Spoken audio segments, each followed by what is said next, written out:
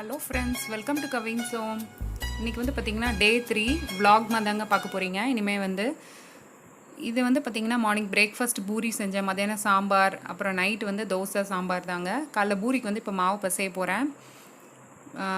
பூரி மாவில் வந்து சுடுதண்ணி தாங்க, கொஞ்சம் வெதுவெதுப்பான தண்ணி, அதில் கொஞ்சம் உப்பு போட்டுக்கிட்டேன். உப்பு போட்டு சூடு பண்ணிவிட்டு கை பொறுக்கிற அளவு சூடுங்க. சுடு தண்ணி போட்டு பிசைகிறப்ப பார்த்திங்கன்னா உங்களுக்கு மாவு கொஞ்சம் இலக்கம் கொடுக்கும், கொஞ்சம் நல்லா சாஃப்டாக வரும். பூரி வந்து பார்த்திங்கன்னா நல்லா தண்ணி ஊற்றிட்டு நல்லா பிசைஞ்சுக்கோங்க. இருக்கிற தண்ணியில் நல்லா பிசைஞ்சுக்கோங்க. நல்லா இந்த மாதிரி பிசைஞ்சதுக்கப்புறம் பார்த்திங்கன்னா ரொம்ப பிசு பிசுன்னு இருக்குது அப்படின்னா கொஞ்சம் மாவு போட்டுக்கோங்க. இந்த மாவு போட்டு மாவுலேயே நல்லா பிசைங்க. இந்த மாதிரி மாவு போட்டு போட்டு பிசைஞ்சோன்னு பார்த்திங்கன்னா நம்ம தேய்க்கும் போது நம்ம மாவு போட வேண்டிய தேவையே இருக்காதுங்க. ஆல்ரெடி பார்த்திங்கன்னா நான் பாலக் பூரி வந்து போட்டிருப்பேன், கீழே டிஸ்கிரிப்ஷன் லிங்க் கொடுக்குறேன் பாருங்கள். அதுவும் இதே மாதிரி தான் பிசைஞ்சிருப்பேன் பாருங்கள். இப்போ சாஃப்டாக பிசைஞ்சாச்சு. ஒரு தட்டு போட்டு மூடி வச்சிடலாம். இது மூடி வச்சுருக்க நேரத்தில் இதுக்கு சைட் டிஷ் வந்து பார்த்திங்கன்னா டே 2 நேற்று வந்து மீன் குழம்பு வச்சோம் இல்லைங்க. அந்த மீன் குழம்பு பார்த்திங்கன்னா மறுநாள் மீன் குழம்பு எப்போவுமே ரொம்ப டேஸ்ட்டாக இருக்கும்னு சொல்லுவாங்கங்களே. அது மீதி இருந்தது. அது வந்து ஹஸ்பண்ட் சாப்பிட்டுக்கிறேன்னு சொல்லிட்டாங்க. அதனால் எனக்கு குழந்தைங்களுக்கு வந்து தக்காளி தொக்கு செஞ்சேன் பாருங்கள். ஒரு எண்ணெய் ஊற்றி வடைச்சட்டியில் எண்ணெய் ஊற்றி சோம்பு போட்டிருக்கேன். சோம்பு தாளித்ததும் ஒரு பெரிய வெங்காயத்தை நீளமாக சாப் பண்ணி சேர்த்துருக்கேன். இந்த பெரிய வெங்காயம் வதங்கிறதுக்கு லேசாக உப்பு சேர்த்துருக்கேன்.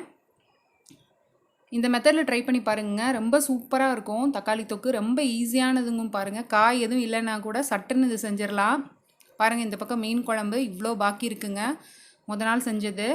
மறுநாள் மீன் குழம்பு ரொம்ப டேஸ்ட்டாக இருக்குன்னு சொல்லுவாங்கல்லங்க. பாருங்கள், வெங்காயம் நல்லா வதங்கிடுச்சு. இதில் வந்து இப்போ நான் குழம்பு மிளகாய் தூள் ஒரு ஸ்பூன் அளவு சேர்த்துக்கிட்டேன். இப்போ அது எண்ணெயிலே நல்லா மசாலா பொடியை நல்லா ஃப்ரை பண்ணிவிட்டு இப்போ இதில் வந்து 2லேருந்து 3 சின்ன தக்காளி, பழுத்து தக்காளியை பேஸ்ட்டாக அரைச்சி சேர்த்துக்கிட்டேன். தண்ணியும் சேர்த்துக்கிட்டேன், மிக்ஸி கழுவி தண்ணி சேர்த்துக்கிட்டேன். பாருங்கள், இந்த மாதிரி நல்லா கொதிக்கணும். இப்போ கொதிக்கும் போது லைட்டாக உப்பு சேர்த்துக்கலாம். இப்போ பாருங்கள், அந்த தக்காளி டேஸ்ட்டு நல்லா கொதிச்சதுக்கப்புறம் இந்த மாதிரி வெள்ளைச்சீனி இருக்குல்லங்க, வெள்ளைச்சீனி போட்டாலும் சரி, இல்லை நீங்கள் நாட்டு சக்கரை போட்டாலும் சரி, நல்ல ஒரு டேஸ்ட் கொடுக்குங்க. அந்த தக்காளி தொக்கு பார்த்திங்கன்னா நல்ல ஒரு அந்த தக்காளிக்குள்ள டேஸ்ட்டு, அப்புறம் உப்பு, அப்புறம் அந்த இனிப்பு, வெள்ளைச்சீனி இனிப்பு 3 சேர்ந்து பார்த்திங்கன்னா தக்காளி தொக்கு அவ்வளோ டேஸ்ட்டாக இருக்கும். கடைசியாக கொஞ்சம் மல்லித்தலை தூவிக்கிட்டேன். தக்காளி தொக்கு ரெடி ஆயிடுச்சு. இப்போ பாருங்கள், மாவு வந்து இந்த மாதிரி பால்ஸாக உருட்டிக்கிட்டேன். ஸ்லைட்டாக மாவு போட்டு இந்த மாதிரி நான் தட்டு இந்த மாதிரி பரட்டிக்கிட்டேங்க. பாருங்கள், எண்ணெய் காய வச்சிட்டேன் பூரிக்கு. நான் வந்து பார்த்திங்கன்னா சஃபோலா ஆயில் தாங்க யூஸ் பண்ணுறேன். இவ்வளோ ஒரு 10 இயர்ஸாக யூஸ் பண்ணுறேன். நல்லா இருக்குங்க சஃபோலா ஆயிலு, ரிஃபைண்ட் ஆயில். பாருங்கள், எண்ணெய் நல்லா காயணுங்க. காஞ்சதுக்கப்புறம் தான் பூரி வந்து போடணும், இல்லைன்னா அப்படியே எண்ணெய் குடிக்கும். பாருங்கள், பூரி எப்படி நல்லா புஷ்ஷுன்னு வருது இல்லைங்க. அப்படியே ப்ரெஸ் பண்ணி விடணுங்க. எண்ணெய் அது மேலே ஊற்றக்கூடாது. பாருங்கள், என்னோடய பூரியில் வந்து பார்த்திங்கன்னா பாருங்கள், பூரி எவ்வளோ புஷ்ஷுன்னு இருக்குது. எண்ணெயே வடியாதுங்க. ஏன்னா நம்ம மாவு போட்டு பிசைஞ்சோன்னா நல்லா அந்த மாதிரி இருக்குங்க. காலையில் பாருங்கள், காலைல பிரேக்ஃபாஸ்ட் பூரியும் நாங்கள் தக்காளி தொக்கு பார்த்திங்கன்னா எங்கள் வீட்டில் கிட்ஸுக்கு ரொம்ப பிடிக்குங்க. அதுக்கப்புறம் மத்தியானம் பார்த்திங்கன்னா சாம்பார் தாங்க. ஆடி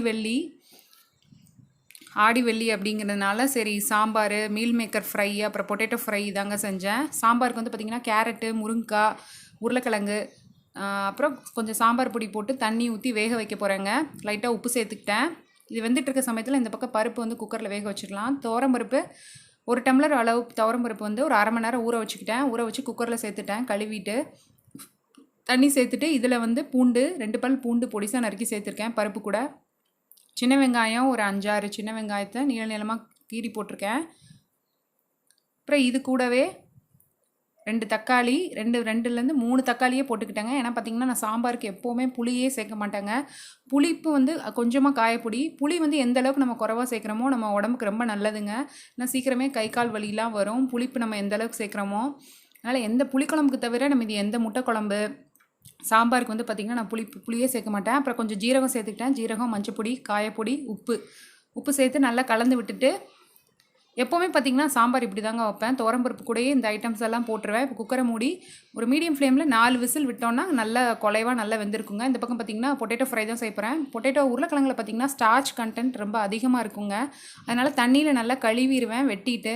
ஒரு பொட்டேட்டோ பார்த்திங்கன்னா தோல் ரொம்ப நல்லதுங்க. அதனால் தோலோடு தான் வெட்டுவேன் எப்போவுமே பார்த்திங்கன்னா. இது கூட வந்து உப்பு, மிளகாய்த்தூள், ஜீரகத்தூள், மஞ்சப்பொடி, அப்புறம் உப்புங்க, இது சேர்த்து நல்லா கலந்து விட்டுருங்க. இந்த மாதிரி நல்லா கலந்து விட்டதுக்கப்புறம் இது நம்ம உடனே வந்து டவால போட்டு எடுத்துடலாங்க. இந்த பக்கம் பார்த்திங்கன்னா மீல் மேக்கர் ஃப்ரைக்கு வந்து சுடுதண்ணியில் போட்டு எடுத்துருக்கேன். மீல் மேக்கர் சுடுதண்ணி காய வச்சு அதில் வந்து மீல் மேக்கர் போட்டு சோயாவை போட்டுட்டோன்னா நல்லா இந்த மாதிரி ஆயிருங்க. இப்போ நான் அதை நம்ம நல்லா தண்ணியில் கழுவிக்கலாம். சுடுதண்ணியில் போட்டாலுமே அப்படி புஷ்ஷுன்னு அது பொங்கி வந்துடும் மீல் மேக்கரு. இப்போ அதை நல்லா தண்ணி பிழிஞ்சிட்டு வச்சுருக்கேன். இப்போ இதில் வந்து காஷ்மீரி மிளகாய்த்தூள் 1 ஸ்பூன் சேர்த்துருக்கேன். சிக்கன் 65 மசாலா சேர்த்துருக்கேங்க. நான் எந்த மிளகா பொடியும் சேர்க்கல, சிக்கன் 65 சேர்த்துருக்கேன். அப்புறம் இஞ்சி பூண்டு விழுது 1 ஸ்பூன் அளவு சேர்த்துருக்கேன். கொஞ்சமாக லெமன் பிழிஞ்சு விட்டுக்கிறேன். கொஞ்சமாக தேவையான அளவு உப்பு, கொஞ்சமாக 2 ஸ்பூன் அளவு கார்ன்ஃப்ளவர் மாவு. கார்ன்ஃப்ளவர் மாவு எதுக்கு சேர்க்கணும் பார்த்தீங்கன்னா, நல்லா அந்த மசாலா வந்து நல்லா மிக்ஸ் ஆகிறதுக்குங்க, பைண்ட் ஆகிறதுக்கு. நல்லா அந்த மசாலாலாம் உள்ளே போய் நல்லா மிக்சர் ஒரு பைண்டிங்காண்டி தாங்க கார்ன்ஃப்ளவர் மாவு வந்து சேர்க்குறோம். பாருங்கள், நல்லா மிக்ஸ் பண்ணி வச்சுட்டு இதை வந்து ஃப்ரிட்ஜில் வச்சுருவேன். சிக்கன் 65 பண்ணுற மாதிரியே தாங்க ஃப்ரிட்ஜில் வச்சுட்டு ஒரு 1/2 hour கழிச்சு அப்போ தான் அந்த மசாலாலாம் நல்லா சோயாக்குள்ளே போய் நமக்கு நல்லா டேஸ்ட்டாக இருக்குங்க. இந்த பக்கம் பார்த்திங்கன்னா தோசைக்கல்லில் தாங்க, இரும்பு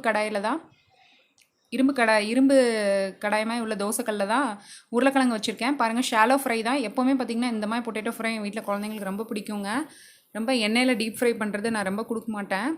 இது பாருங்கள், ஃபுல் சிம்மில் வச்சுட்டு இந்த மாதிரி தட்டு போட்டு மூடிடுவேன். லைட்டாக தோசைக்கு எண்ணெய் தடவுற மாதிரி தான் தடவி உருளைக்கிழங்கு மேலே போட்டிருக்கேன். பாருங்கள், அந்த ஆவிலே வேகுங்க, நல்லாயிருக்கும் உருளைக்கிழங்கு. உங்களுக்கு அந்த ஃபுல் பீஸாக நல்லா கிடைக்கும். இப்போ பாருங்கள், ஒரு சைடு வெந்துருச்சு. இப்போ ஓப்பன் பண்ணி நல்லா அதை வந்து மிக்ஸ் பண்ணி விட்டுக்கிறேன், பரட்டி விட்டுக்கிறேன் நல்லா. இந்த மாதிரி உருளைக்கிழங்கு பார்த்திங்கன்னா உங்களுக்கு அந்த பீஸும் ஃபுல்லாக கிடைக்குங்க, நமக்கு அந்த சத்தும் கிடைக்கும் ஆவியில் வேகிறனால. இந்த பக்கம் பார்த்திங்கன்னா சாம்பாருக்கு காய் வந்து வெந்துருச்சுங்க. பாருங்கள், நம்ம ஊற்றின அளவுலேருந்து பாதி அளவு ஆயிடுச்சு. இந்த பக்கம் பார்த்திங்கன்னா பருப்பும் வந்து வெந்துருச்சு. நல்லா பாருங்கள், குலைவாக வந்துருச்சு பாருங்கள். 1/2 மணி நேரம் துவரம் பருப்பை ஊற வச்சுட்டு, நம்ம காய் வெட்டிகிட்டு இருக்க நேரத்துலேயே ஃபஸ்ட்டே ஊற வச்சிடணுங்க. ஊற வச்சுட்டு செஞ்சோன்னா இந்த மாதிரி உங்களுக்கு நல்லா குலைவாக கிடச்சிரும். துவரம் பருப்பும் பார்த்திங்கன்னா நல்லது தானேங்க, நம்ம உடம்புக்கு நல்ல ப்ரோட்டீன் ரிச்சுங்க.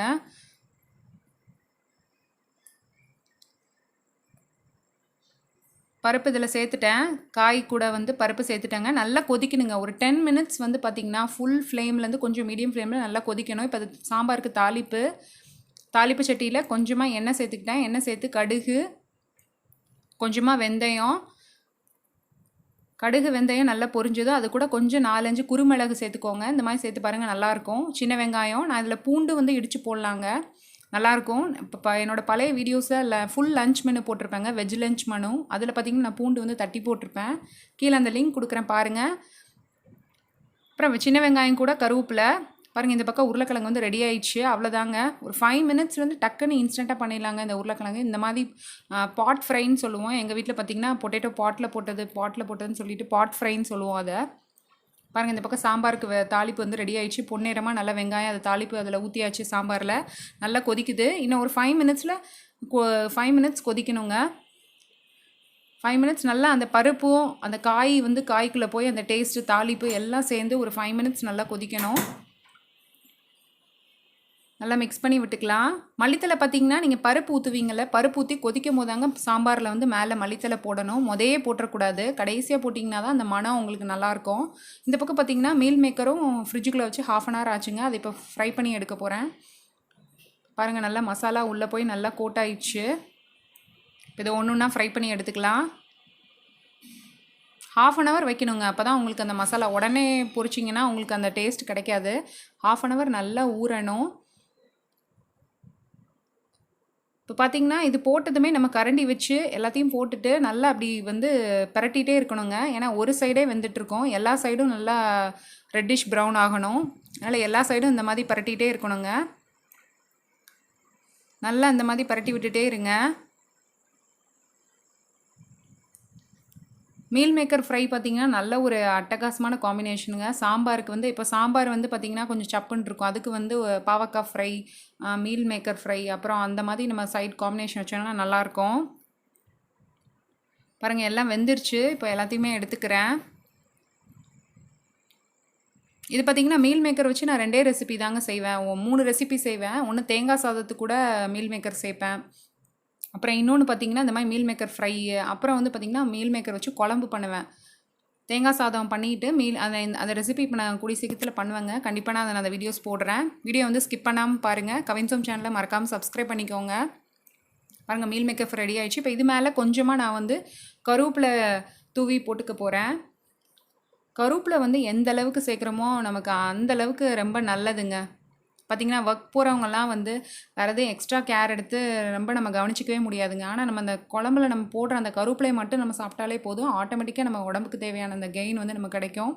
மத்தியான சாப்பாடு வந்து பார்த்திங்கன்னா rice, sambar, meal maker fry, potato fry, ஊறுகாய், நெய் வந்து எப்போவுமே சாம்பாருக்கு பார்த்திங்கன்னா நெய்யில் வந்து கொஞ்சம் கருவேப்பிலை போட்டு ஊற்றுவேங்க. நான் எப்போவுமே சாம்பார் வச்சேன்னா வீட்டில் வந்து நெய் ஊற்றி தான் சாப்பிடுவோம். அப்பளம், potato fry, meal maker fry, சாதம், காகரியும் பார்த்திங்கன்னா நம்ம ஒரு நாளைக்கு வந்து பார்த்திங்கன்னா 1/2 கிலோவே சாப்பிட்லாங்க. 1/2 கிலோ காகரி நம்ம எந்த அளவுக்கு வந்து அதுவும் பார்த்திங்கன்னா டீப் ஃப்ரை நான் சொல்லலை, குழம்புல வெந்த காகரி நம்ம எந்த அளவுக்கு சாப்பிட்றோமோ அந்தளவுக்கு நம்ம ஸ்கின் வந்து நல்ல ஷைனிங் கிடைக்கும், நமக்கு நல்ல ஒரு எனர்ஜி ஸ்டாமினா கிடைக்குங்க.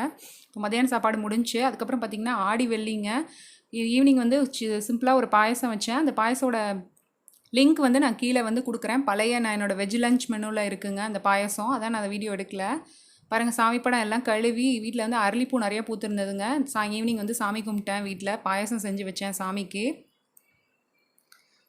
பார்த்திங்கன்னா ஆடி வெள்ளியே பார்த்திங்கன்னா அம்மனுக்கு தாங்க ரொம்ப விசேஷமானது. வெள்ளை செம்பருத்தி பூ இருக்குங்க. இது வந்து இந்த படம் வந்து பார்த்திங்கன்னா காஞ்சிபுரம் அத்திவரதர் இருக்கார் இல்லைங்க, அத்திவரதர் சாமி. அந்த படம் வந்து தினமலர் பேப்பரில் கொடுத்தாங்க, அதை வந்து வச்சுருக்கேன். இந்த மாதிரி ஈவினிங் வந்து பார்த்திங்கன்னா நல்லா எல்லாம் சாமி படம் தொடச்சி இப்படி பூலாம் அடுக்கி வீட்டில் வந்து சாயங்காலம் சாமி படம் அலங்காரம் பண்ணிட்டாலே மனசுக்கு நல்ல ஒரு திருப்தி கிடைக்குங்க நமக்கு. ஜவ்வரிசி பாயசம் தான் செஞ்சேன். அப்புறம் வந்து பார்த்திங்கன்னா ஈவினிங் வந்து சரி எங்கள் வீட்டு பக்கத்தில் கோயில் இருக்குதுன்னு சொல்லிவிட்டு அம்மன் அலங்காரம் பார்க்கலாம் அப்படின்னு சொல்லிட்டு கோயிலுக்கு போயிருந்தாங்க. பாருங்கள், இதுதான் அம்மனோட அலங்காரம், எவ்வளோ பிரகாசமாக இருக்குன்னு பாருங்கள். சேலை நல்லா கட்டி விட்ருக்காங்கல்லங்க. அப்புறம் பார்த்திங்கன்னா நைட் டின்னர் வந்து எப்போவுமே சாம்பார் வச்சேன்னா நைட்டு வந்து தோசை, இட்லி வச்சு அந்த சாம்பார் தாங்க. ஹஸ்பண்ட் வந்து ஒரு ஃபங்க்ஷன் போயிட்டாங்க, அதனால சரி நான் சட்னி வைக்கலான்ட்டு இருந்தேன், கூட தேங்காய் சட்னி. காம்பினேஷன் நல்லாயிருக்கும், தேங்காய் சட்னி சாம்பாரையும் நம்ம மிக்ஸ் பண்ணி அடித்தோன்னா சூப்பராக இருக்குங்க. அந்த காம்பினேஷன் நீங்களும் ட்ரை பண்ணி பாருங்கள். தேங்காய் சட்னி வைக்கலைங்க, சரி நானும் குழந்தைங்க மட்டும்தான் அப்படிங்கிறனால தோசை கீ ரோஸ்ட்டு தான் பையனுக்கு ரொம்ப பிடிக்கும் அப்படிங்கிறனால கீ ரோஸ்ட்டு தான் சுட்டேன், தோசை மாவு வச்சு கீ ரோஸ்ட்டு. அப்புறம் பார்த்திங்கன்னா சாம்பார்லேயும் காயெலாம் இருக்குது. எப்போவுமே பார்த்திங்கன்னா சாம்பாரில் உள்ள அந்த காகரி வந்து நம்ம கண்டிப்பாக சாப்பிட்ணுங்க. காகரி வந்து எந்தளவுக்கு சாப்பிட்றோங்க அந்தளவுக்கு நம்ம உடம்புக்கு ரொம்ப நல்லது. ஓகே ஃப்ரெண்ட்ஸ், நீங்களும் இந்த மாதிரி ரெசிபீஸ் எல்லாம் ட்ரை பண்ணி பாருங்கள். நாளைக்கு இன்னொரு நல்ல வீடியோவில் சந்திக்கலாம். கவின் சோம் சேனலில் மறக்காமல் சப்ஸ்கிரைப் பண்ணிக்கோங்க. டாட்டா, பாய்.